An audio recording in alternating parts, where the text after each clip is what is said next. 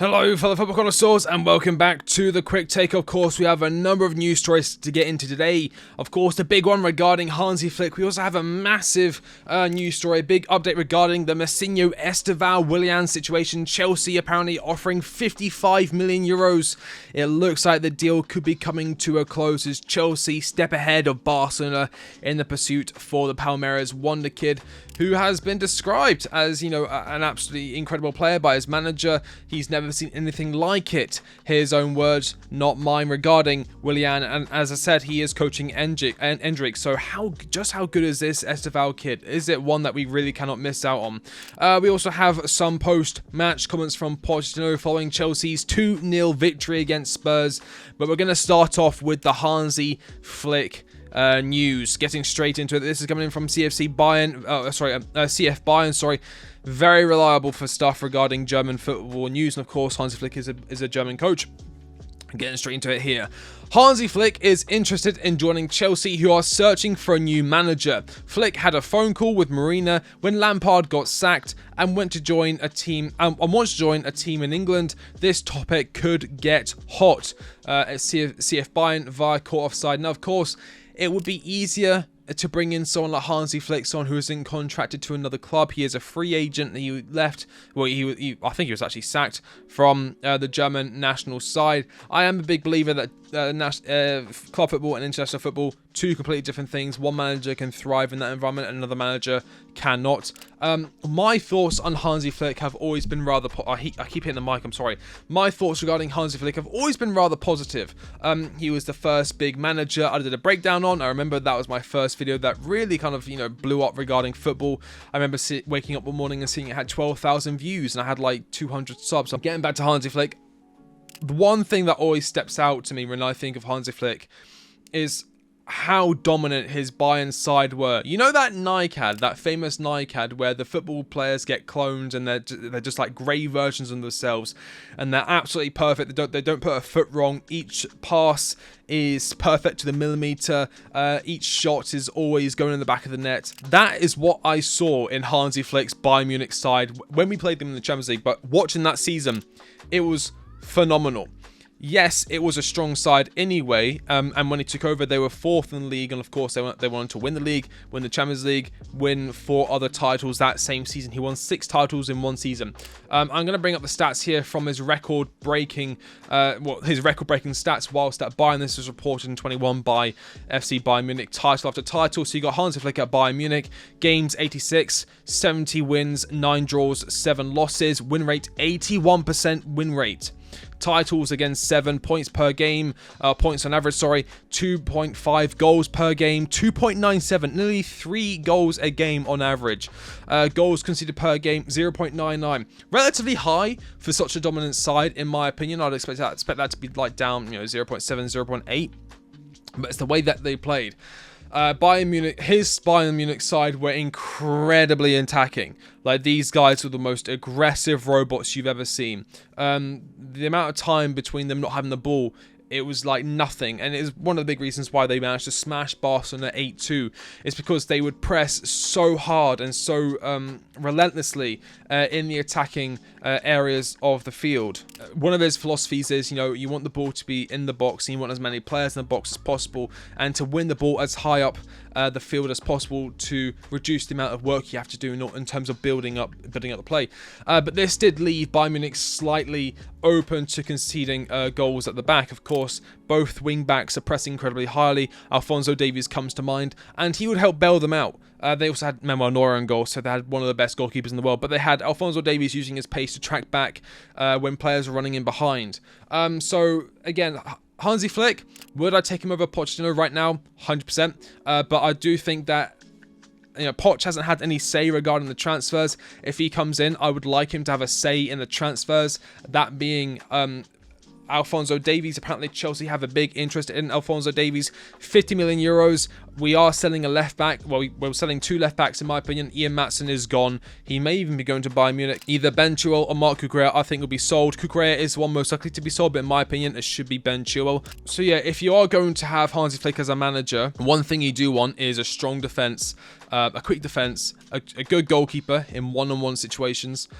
So that would be a Bulka, who we've seen is quite good for his shot-stopping ability. And again, very, very pacey wing backs. That could be Reece James has shown he's got quite a lot of pace, and Alphonso Davies I think would also complement his style very well. I've actually drawn up a Chelsea's side here, what I think it would look like under Hansi Flick. Of course, we will be playing the 4-2-3-1. That is his formation. That is his go-to.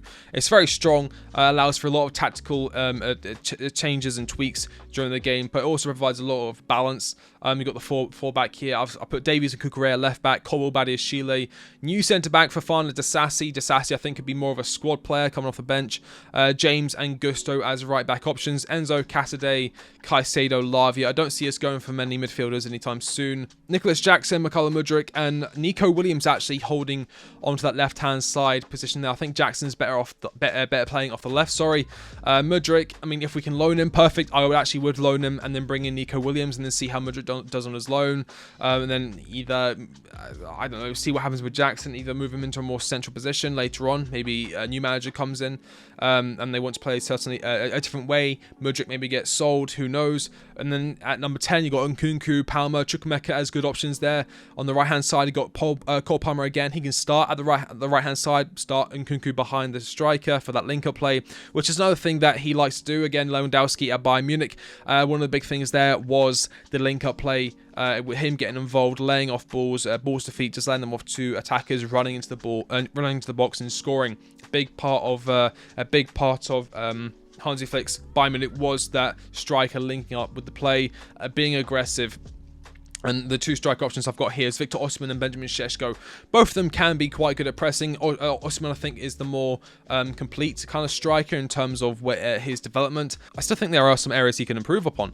I think his finishing could be slightly better. It has gone not off the cliff recently, but it's not where it was a season or two ago. Maybe it's just a slight downturn in form, but I think Osimhen would be a fantastic option.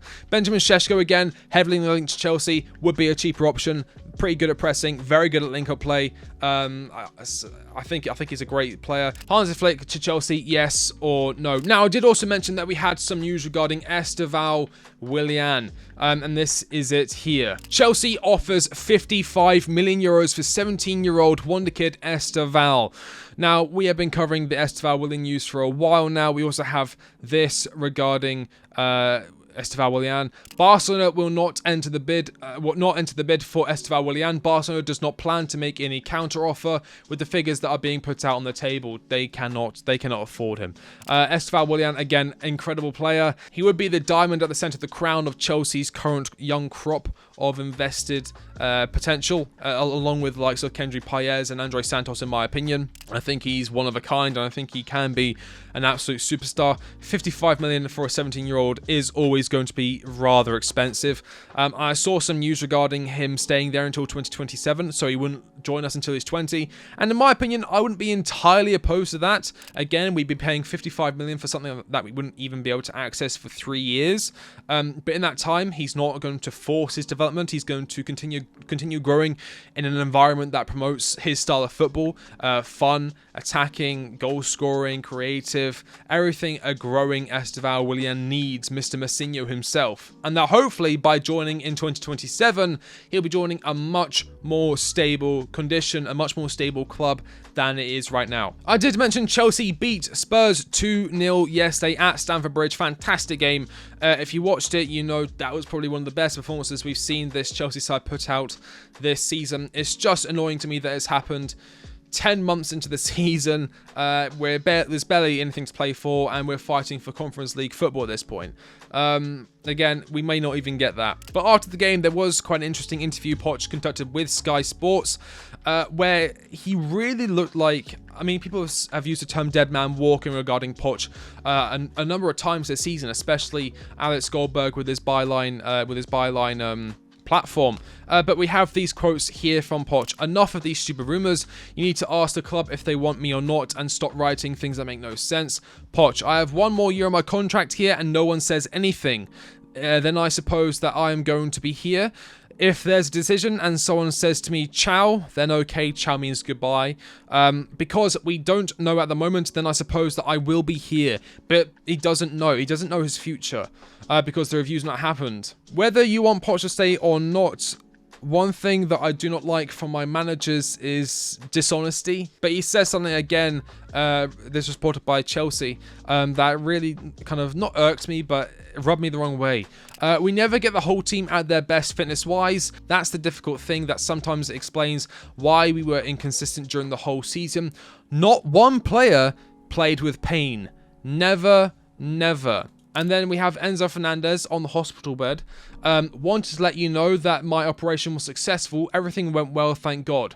I needed to get this surgery since I've been dragging the pain for about 6 months.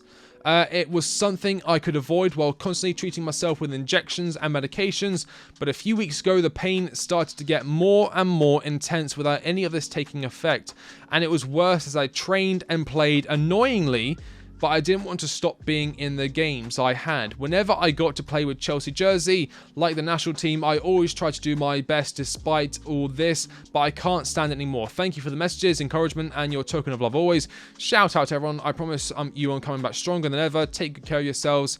Enzo J. Fernandez. I mean, Poch can say that he's never played a player who is in pain. And then on the other hand, you got Enzo Fernandez coming out saying that for the past 6 months, he's been playing with constant pain with his hernia injury.